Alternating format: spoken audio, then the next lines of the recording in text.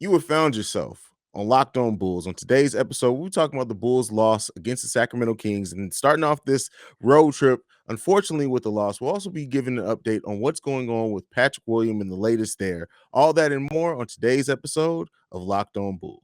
You are Locked On Bulls, your daily podcast on the Chicago Bulls, part of the Locked On Podcast Network, your team every day.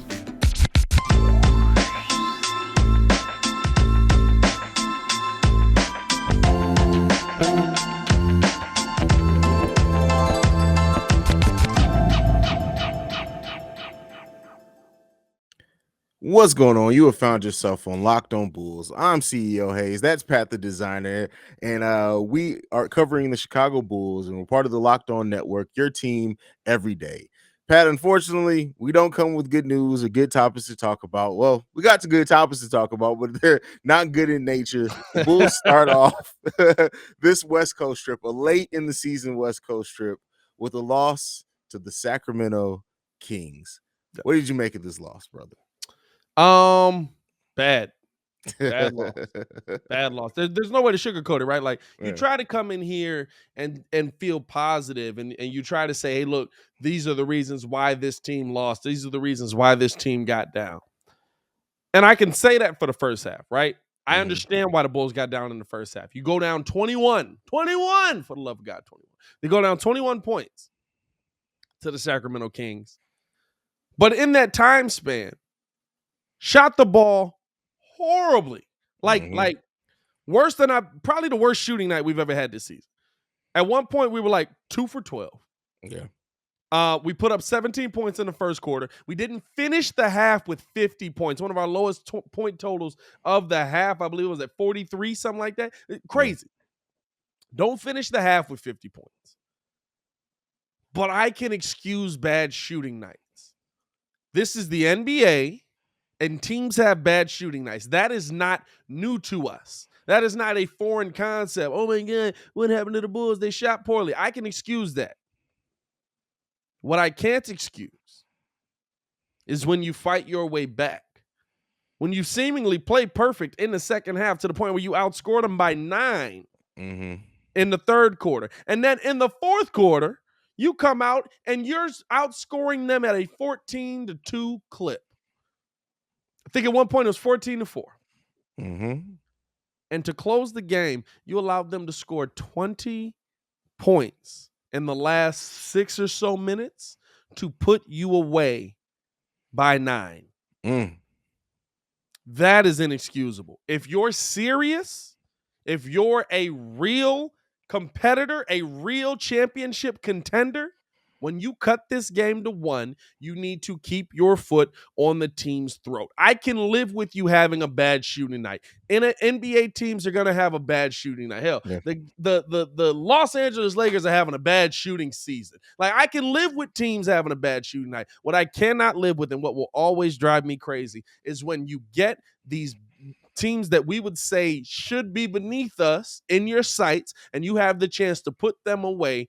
This Bulls team has trouble doing it to the point that we've needed DeMar to get game winners, to the point that we've needed Zach LaVine to have 30 points, DeMar DeRozan to have Wilt Chamberlain numbers for us to come out of these games. Like, that to me is the part where if you get these teams in your sight, finish the deal.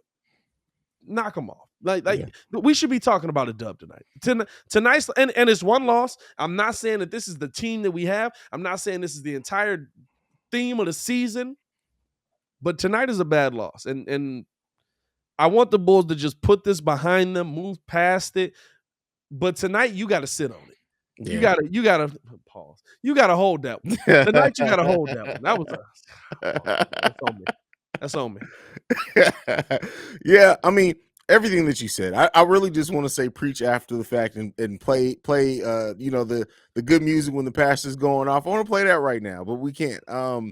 This was one of those losses in that you watch, like you said, in that first half, you come into that, you're like, dang, what is going on here? You see some things promising towards the end of the half. They're like, all right, if they can put some things together, you can see them possibly eliminating this gap. But then the thing that makes it even more frustrating is that they do exactly those things that you said to yourself if they tighten up and do these things, they can come out of that game to come out of this game and possibly with the win. Yep. To see them do those things, and then to say, "Oh, you know what? Never mind, y'all. We were going to do something. We ain't even got time for all that. Kings, you got it." And to give this away, it hurts. And again, one thing that we see again that we saw in this game, a simple pick and roll completely stopped us. And on top of that, the Sacramento Kings had a defense, not the best defensive team at all, but they had a defensive scheme to come in and disrupt what the Bulls did, and it was successful. And another game in which we see that Billy Donovan's offense is, and again, I am not one of those Bulls fans who are now saying we need to fire Billy. I'm not saying that at all, right? But we'd be remiss to ignore the fact of what's happening here. The NBA has figured out what the Bulls are trying to do on offense, and it's up to Billy Donovan and these players to bust out of that and say, "Oh, this is what you thought we were going to do, but no, we're actually going to let Kobe beat you tonight." Yeah. Zach's about to go off. Hell, Vooch is about to go off. We're not seeing any of that happen, and it really, really, Pat, I know we've talked about this heavily since we've taken over the show, but it really, really worries me for the playoffs that we're not seeing the needed adjustments that we need to see. I think that a lot goes into what you saw in the first half, right? Like, and I want Bulls fans to remember this, right? Like, you knock down shots, you have a completely different conversation about Billy Donovan. Now, me and you both agree that Billy Donovan sometimes takes a little too long to adjust. He's one of those coaches that he lets his players play. Yeah. He'll call stuff out. He'll say, this is what we want to set up. He does a great job calling timeout and drawing plays up out of the bubble. The players don't always execute that play well, but he does a great job drawing plays up and calling timeout and getting them out there prepared to play. Yeah. Tonight's on the players. Tonight is on, and I mean, for me, right, Billy Donovan can do everything right. He can't shoot. He can't play defense. We heard him talking about game plan discipline. We broke that down. And I feel like in the second half of tonight, we saw the Bulls playing excellently. I mean, honestly, I can't take it away. The entire game, minus like a little bit when they were hit with the pick and roll and stuff like that. But even that, like, I can live with that because, like, if you're knocking down shots, it doesn't kill you. Like, in the first half, we saw them missing wide open. They were like 2 for 9 from the 3-point line. And like every one of them was wide open. I was like, my God, hit one. Like Vooch missed a couple wide open. Kobe White absolutely left a bunch of wide open ones short. Zach LaVine left some wide opens ones short. So like those things play into it. So like I just want Bulls fans, like the coach that was there when the team was missing shots is the same coach that got your team in a position to be in a 1-point game. Yeah. So like I'm not gonna kill Billy tonight on this. Like I saw people, y'all know, first off, the overreactors were in the chat heavy tonight. But I saw people in there talking about, you know, Billy got out coached again. This was not a game of Billy getting out coached. It's okay to say that your best players played poorly. Yeah. DeMar DeRozan had 21 points on 7 of 17 shooting and got to the free throw line 4 times.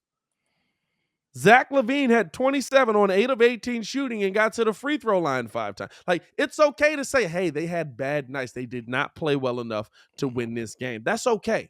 It's not always Vooch. It's not always Billy. Yeah, that is true. That is true. And that's why I say like it's okay to critique them. You're not saying that every, but then you have the I call them the sky is falling Bulls fans who literally everything is at that point. We need to fire Billy. We need to trade Zach LaVine. We need to do all this type of stuff. Like everything. But next thing be saying is that we need to sell the Jordan statue to bring in some talent. That's the next thing that people will be saying. And I love doing the live calls, bro, because in the live calls, you get to see like the ebbs and flow of them, right? So the same people that are like, man, Zach's really playing us out of this game, man. Can't believe this. Oh, my goodness. We got to get Vooch out of there. Can't believe Vooch is on the court right now. How has Billy still got Vooch on the court? Billy's such a horrible coach. Like, as the Bulls are coming back, those same people are tweeting just like, oh, great bucket, Vooch. I love that. That's why you got to go to him. Keep feeding the ball to Vooch. It's like, bro, pick a lane, brother. Like, I can see the ebb and flow of like the fanatic brain in them just like, this is why this dude's great. Now he sucks again, but he's great again. Like, oh god.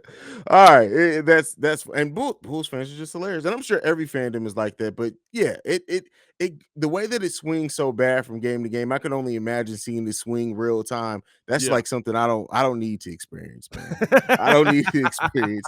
But we're gonna talk about some of the player specific performances here. But first, we got to talk to you guys about Bet Online. Today's episode is brought to you by Bet Online. It's that time of year again. College basketball's tournament is finally upon us. From all the latest odd totals, player performance props to where the next fire coach is going to land, betonline.net is the number one source for all your betting needs. Head to the website today or use your mobile device to learn more about the trends and action. Bet online where the game starts. Maybe you want to bet on DeMar DeRozan's possibility of winning MVP. Maybe you want to bet on when Lonzo Ball is actually going to come back to the Chicago Bulls roster. You can do all of that. Just head on to bet online and place your bet today. But all right, Pat, let's go ahead and get into the next thing, man. This team, in this loss, we had 3 players score over 20 points, which usually fares very well for us. And DeMar DeRozan's 21, Nikola Vucevic is 23, Zach LaVine's 27 points, and we even got 13 points off the bench from Kobe White. Now, with all that being said, I want to ask you this. With all those things going well, having 3 players over 20 points and a double-digit score off the bench, why are we not seeing that translate into the winning column in this game? And also, is the Bulls 3-point shooting? The last 3 games, the Bulls have shot the ball terribly from 3. Does that concern you going forward? It's so weird, right? Because I believe, if I'm not mistaken, the Bulls field goal percentage wise are the best 3-point shooting team in the NBA. I think we've dropped down to like 3 now, but yeah, we were up there for even so. We're very high. Like it's very weird, right? Like the reason though you're not in the win column, right, is because you allow the guys who aren't the stars to kill you. Every night we talk about a player who realistically could be an 8.9 point a game guy, who all of a sudden versus us has a 16-point game, 18-point game, 20-point game. Sabonis is going to get his numbers. And here's the thing. Sabonis played poorly. Vooch actually did a good job on him. Billy had a good defensive scheme for him. Sabonis played poorly. Now, De'Aaron Fox, first off, brother, you keep That's doing a bad, shit. bad man. That is a bad dog. Shout out to him for turning into that. My boy told me, he was like, he's going to be just like John Wall. He's just running too fast, and he don't realize he's already past the bucket when he's trying to lay the ball up. He turned his career around. Shout out to you, brother. But you expect, listen, Sabonis gave us less than expected. 22, 7, and 4. That's not a Sabonis night. That's not what I expect Sabonis to give me. I'm thinking Sabonis is a 25-plus guy, 10 rebounds, 5, 6 assists. He had a bad night, and he took 10 free throws. A little iffy on that one, but he took 10 free throws in this game to get him to that 22 points. And traveled about 10 times as well, but we're not going to talk about that. Bro, what is a travel anymore in the NBA, bro? I mean, this man, whole career. But here's your problem. Dante DiVincenzo, 15 points, 7 rebounds, 4 assists. Davion Mitchell, who, by the way, if you just looked at him in the face and the last name, you would swear him and Donovan are brothers. 16 points, 2 rebounds, 2 assists. I don't even know how to Chimize. I don't even know how to say buddy first name, Metu. Yeah. I kept calling him Metu all night. 10 points, 3 boards, 1 assist. Those are the guys that you have to keep from beating you. I expect De'Aaron Fox to get busy. Guess what? Ayo Dosunmu's a rookie. And there's not many people in the world that can stay in front of De'Aaron Fox. He legitimately might be the quickest player we played all season. I expect Sabonis to get busy. I don't expect to get beat by Davion Mitchell. You have to outplay those guys. And we shouldn't be talking about a role player in every loss being the reason that we take an L. Like, I mean, every time, Cork Miles last time versus Philly. What's the last few L's? I mean, legitimately, you look at every L and we come in here and we just like, well, guess who killed us? Some role player that was standing in the corner knocking down shots. Like, that's a problem. Yeah, role players always get off on the Chicago Bulls. Like, and even in wins usually, right? So it's not even just like Yeah. in our losses. It's just, of course, it's more evident in our losses because we look at it like, hey, why we lose? Oh, this person who looks like they may not even be actual basketball player just killed us tonight. That's usually how things Trey go. Lyles. Trey Lyles look like he's But supposed to be at an anime convention right now. Granted, I'm there as well, but yeah. The thing that's different, right, in the wins and losses when you allow role players to go off, and this is, let's talk about it, because when you win a game and the role player went off, it's like, okay, the Bulls stopped everything else. So the role that was the person who got off. The scheme worked. But when you lose a game and you have De'Aaron Fox also scoring 34 points, and you got DiVincenzo and, like you said, Meadow and Mitchell combining for damn near 40 points themselves, that's tough, yeah, right? That's tough. makes it Now, too had hard. they had those other players went off and they did a better job at containing De'Aaron Fox, okay, then you're doing something there. Listen, I love Io DeSumo. I love him. But you see the difference between a defender who's great because of basketball IQ and a defender that's great because of physical skill, Yes. right? And that's the difference between him and Lonzo Ball. Lonzo is an amazing high IQ defender, meaning that, not to say De'Aaron Fox may have not still got his numbers off, but I think he Oh, has more tools, and also the game slowed down to him. He's been in the NBA longer. But yeah. when people ask and you hear people say like, well, maybe we should look at this to still start an IO when Lonzo comes back. No, this is why you need Lonzo in your starting lineup. Io's gonna get there. The guy's shown everything to show you he's gonna get there. When the game, this is all before the game slowing down for Io, right? Mhm. This is his rookie season, and he's gonna add some to his body, and he's gonna learn those little veteran moves and skills and how to guard in the NBA. Io's gonna be a beast. But I'm saying in this season, right now, and probably for future until Io continues to develop, that is the difference between having Lonzo in the lineup and Io in the lineup. And also one thing, and I don't mean to put this all on him, but Io DeSumo has to start taking shots more confidently when we're down. He Yeah. has to. Seeing Io literally, and the thing is that usually Io's very quick to move the ball if he knows he's not going to shoot. This tells me that he's in his head, is because we're seeing him take a moment to where he could have got the ball off, and he's like, oh no, okay, I'm gonna force it to this guy over here. I love Io. This is not a critique on him overall, but we have to be honest in how we talk about players. And Io passing up shots is one of those things that is starting to be more of a concern as we head into the playoffs. Do you share that concern, Pat?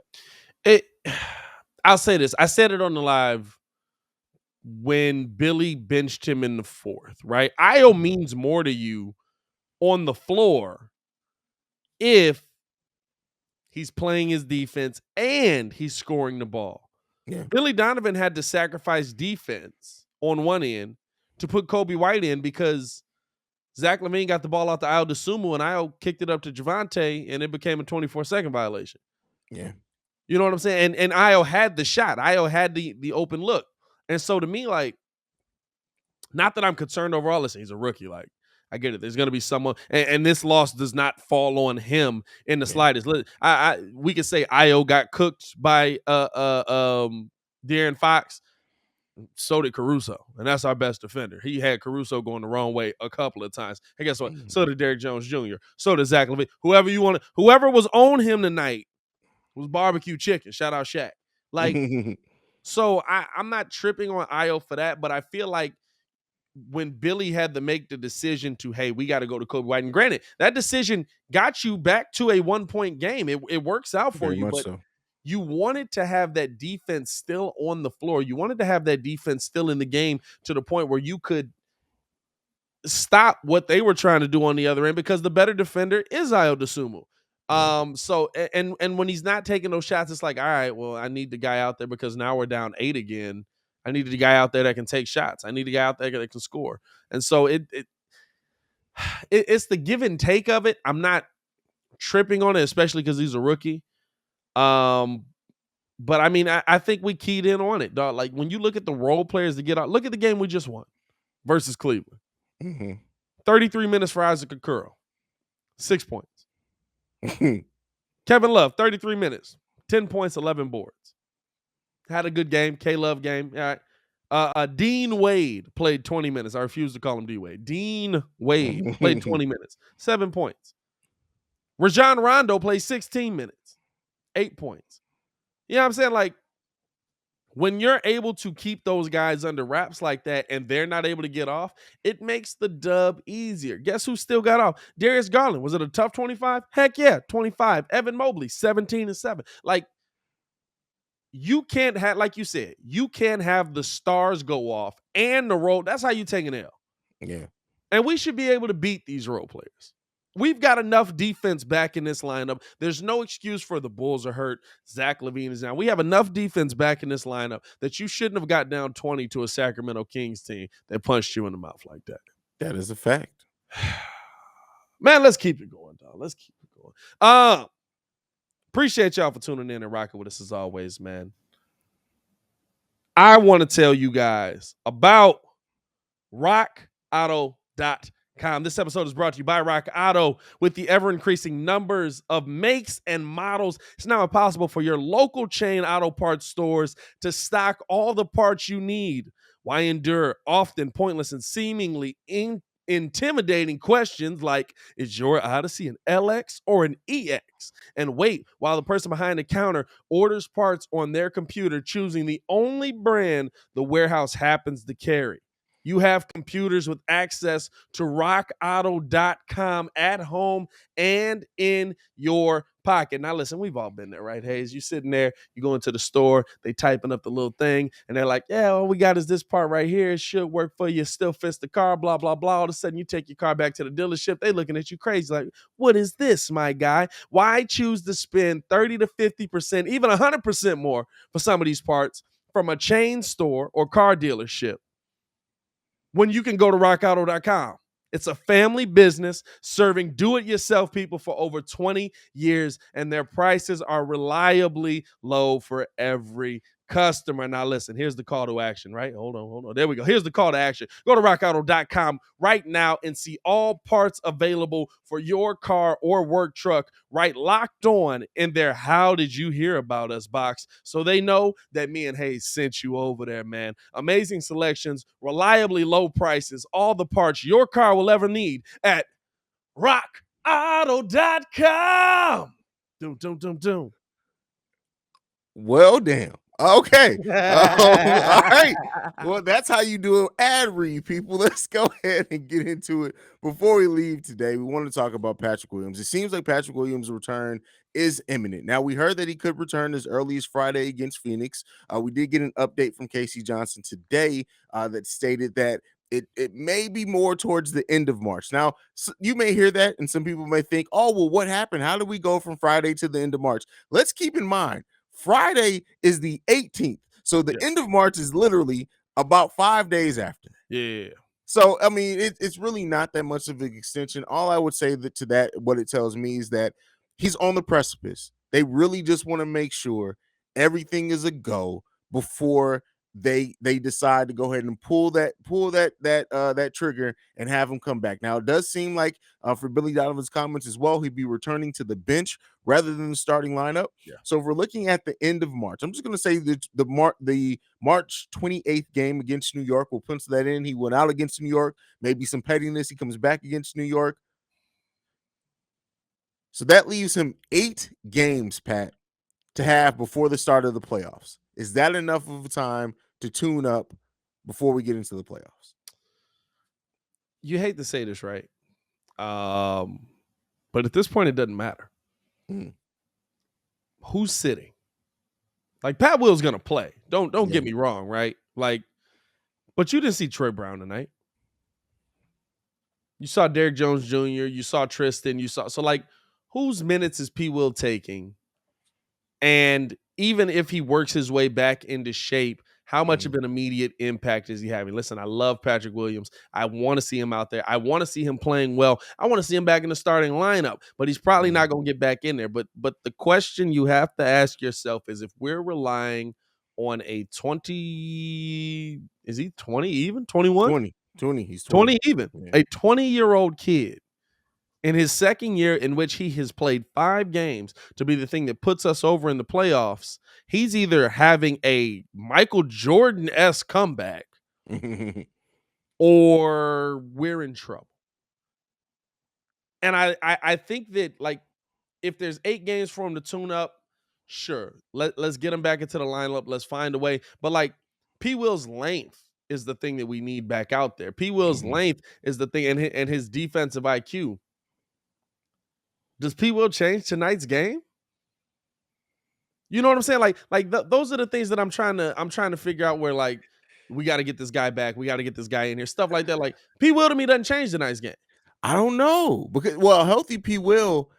I think P. Will can guard Sabonis better, and Vooch didn't do terribly. Yeah, but I think you throw P. Will on Sabonis a little bit out there, and it may change some things.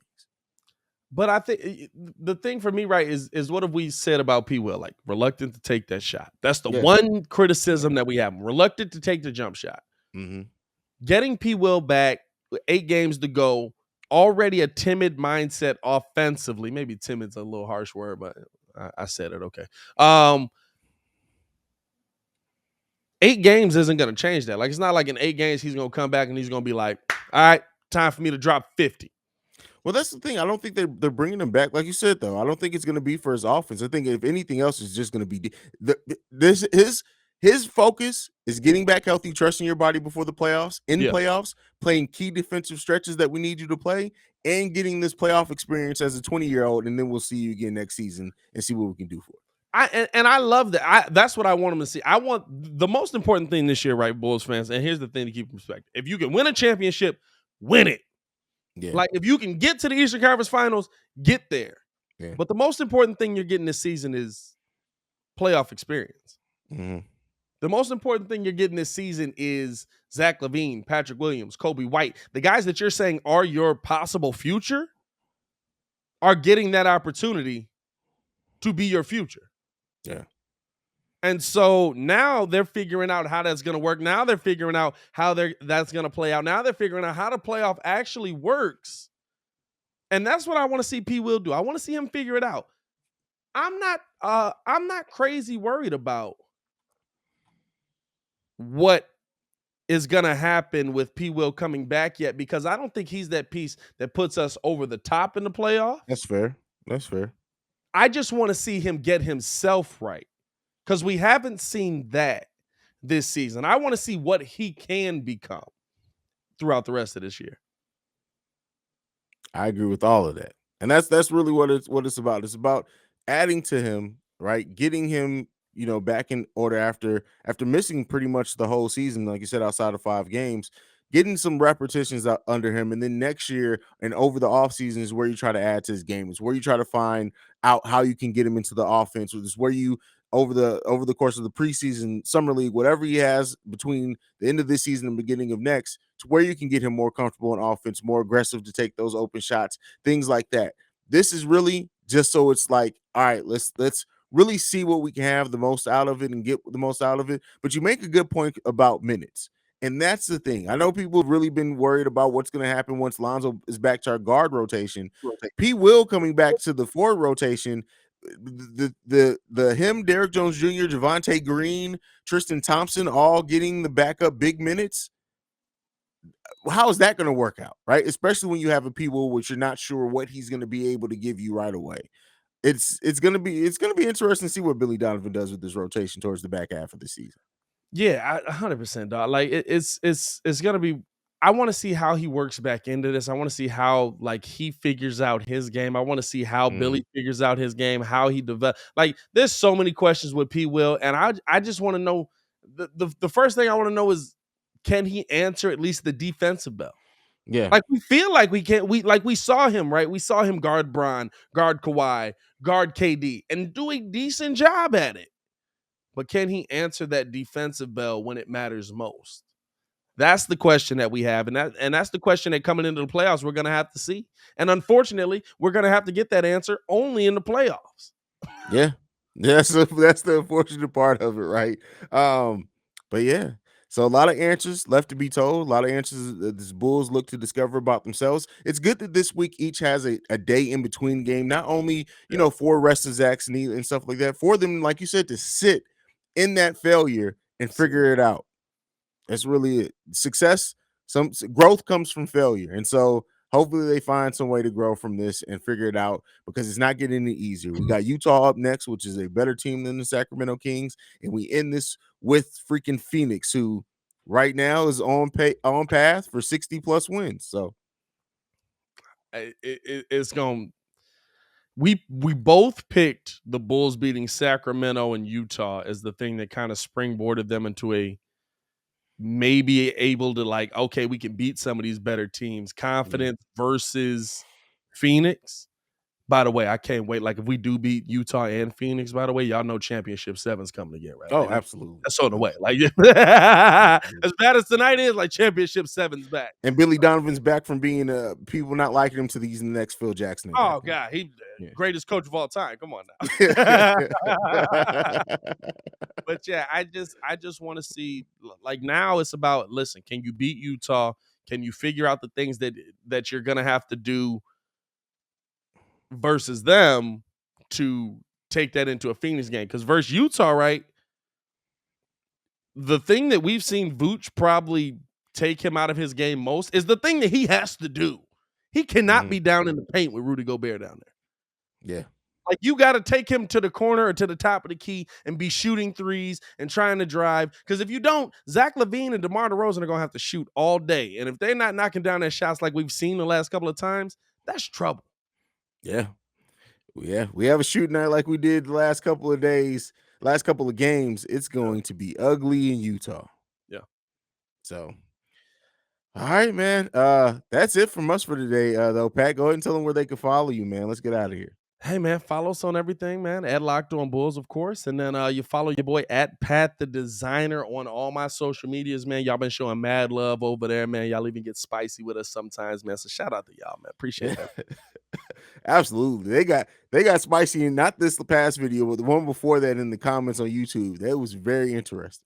Hey Very man, hey listen, I be down in the comments on some of y'all, dog. Listen, this ain't the old. No disrespect to the old generation, but some of y'all be talking a little like we dumb up here, Oh yeah, dog. we gonna be in the comments. That's one thing about us. We gonna be in the comments. But you can follow me at CEO Haize. Make sure you're following us collectively at Locked On Bulls, man. That's it for us today. Fortunately, it's a loss. We'll see you guys again tomorrow, and then we'll be previewing the game against Utah amongst other things. But that's it from us. We out. Peace, y'all. Peace.